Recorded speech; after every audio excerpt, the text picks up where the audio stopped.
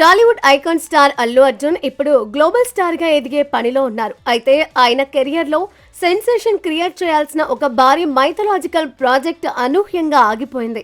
గతేడాది దురంధర్ సినిమాతో Bollywood box office ను షేక్ చేసిన డైరెక్టర్ ఆదిత్యధర్ గురించి మనందరికీ తెలిసిందే.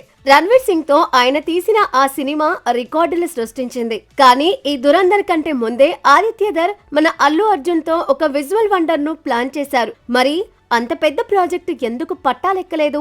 ఆ ప్రాజెక్ట్ ఆగిపోవడానికి కల్కి సినిమాకు సంబంధం ఏంటి?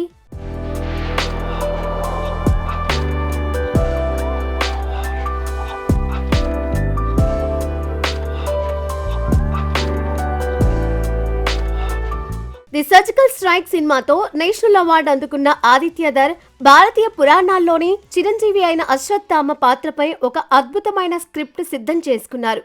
ఇది కేవలం ఒక పీరియడ్ డ్రామా మాత్రమే కాదు, ఆధునిక కాలంలో అశ్వత్థామ ఉంటే ఎలా ఉంటుందనే సైన్స్ ఫిక్షన్ ఎలిమెంట్స్ తో కూడిన కథ. ఈ పవర్ఫుల్ పాత్రకు అల్లు అర్జున్ అయితేనే న్యాయం చేయగలరని భావించిన ఆదిత్య బన్నీకి కథ వినిపించారు. కథ విన్న బన్నీ కూడా ఫిదా అయిపోయి తప్పకుండా చేద్దామని గ్రీన్ సిగ్నల్ ఇచ్చారు.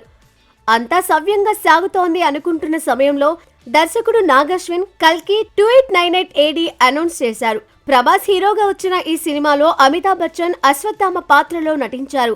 సినిమా రిలీజ్ అయ్యాక ప్రేక్షకుల నుంచి అద్భుతమైన రెస్పాన్స్ వచ్చింది. ముఖ్యంగా అమితాబ్ పోషించిన అశ్వత్థామ పాత్ర సినిమాకే హైలైట్ గా నిలిచింది.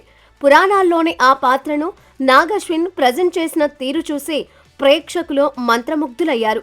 సరిగ్గా ఇక్కడే ఆదిత్యధర్ ప్రాజెక్టుకు చిక్కొచ్చి పడింది. కల్కిలో అశ్వత్థామ పాత్ర అంతలా క్లిక్ అయిన తర్వాత మళ్ళీ అదే పేరుతో సినిమా చేస్తే ఆడియన్స్ ఖచ్చితంగా పోల్చి చూస్తారు.